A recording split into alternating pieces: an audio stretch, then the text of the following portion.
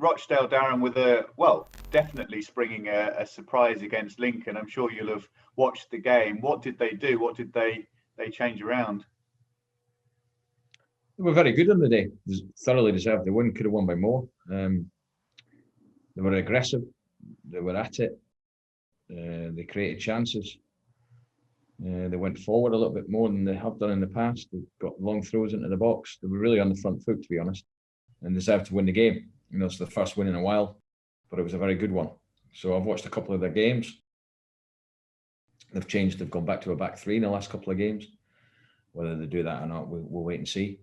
But no, they're fighting for their lives. I said that on Tuesday night. And for me, it's irrelevant what's gone on in the past in the league. It's a one-off game.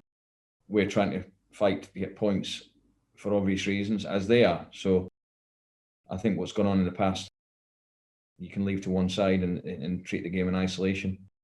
And we know going to Rochdale is always tough. But obviously, we've got to be at it and put in a similar mentality to what we did Tuesday night and add a bit more quality. So have they modified their style a little bit? Because when we've seen them previously, they've been very committed to playing out from the back, playing in a certain way. Yeah, they still do it. But in a couple of games I've seen, maybe the early part of the games in particular, they haven't done so much. They may do against us. We'll plan for every different scenario, as we always do. We've got an extra day to prepare from Saturday to Tuesday to Saturdays. You've got that extra day, which does help. So yeah, we'll go through it all tomorrow before we leave to go up there. But it's always a tough game there. But certainly, we need to keep that mentality we had on Tuesday. And if it becomes a fight, just grit out the 3 points. Because really, at the moment, the 3 points are the most important thing. Your performance levels now at this stage of the season, they're second best. You need to get the win, and how you do that doesn't really matter. It's not an analytical part of the season. I don't feel too much. You still want to look at areas where we could do this. Leading into games, it's certainly analytically what we can show the players is things where we can hurt the opposition. But after the games, it's more about, okay, let's just move on to the next one, and we've got a big week coming up. Yeah, Portsmouth are a good example of that, finding different ways to win, and it's been a strength right throughout the season. You have had that variety in your play, being able to match the occasion and do the right thing.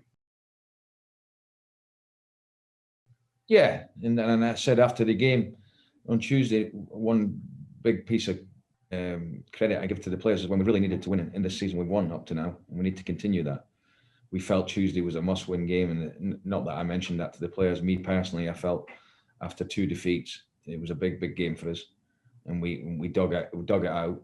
The pitch was a problem. It definitely was.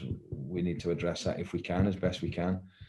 But the way they played made it difficult for us, but we managed to dig the result out, and it was a big win for us. Yeah, yet again, another match that really shows the value of clean sheets. You've had so many of them this season, and another game decided by the odd goal where the clean sheet is vital. He didn't have too much to do, but he looked very, very composed, very calm on the night. Anything that came to him, it stuck.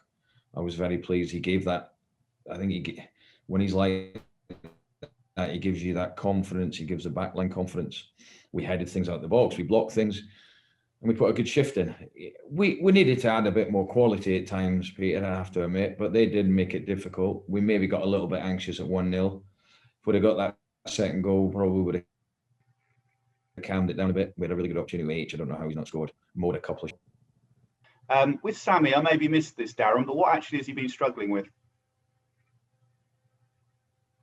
So he's gone in for a sort of block tackle on last Friday, with one of the other players. And it was nothing really. And unfortunately, he's just opened his ankle up a little bit.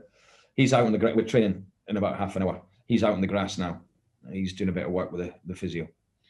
So we felt the time it would be, you'd probably miss, certainly Tuesday, obviously I did miss, but Saturday and the following Tuesday, we thought he'd be out for. So his recovery levels have been very, very good. So we'll see how he is today, and if he gets through what he needs to today, then he'll train tomorrow and be available for Saturday. But still at this moment, I think we're now at 50-50. I have to be honest. I'm certainly not going to risk him. There's no need to. We've still got 12 games to go. So even if he missed Saturday, he'd still be available for a living, and I think that's the most important thing. And with Sariki, he was bumped around a bit on Tuesday. Is he okay? Yeah, a little bit battered and bruised. We'll keep him off his feet today. It won't do him any harm. He'll be fine. He'll be fine. I don't see any problems there.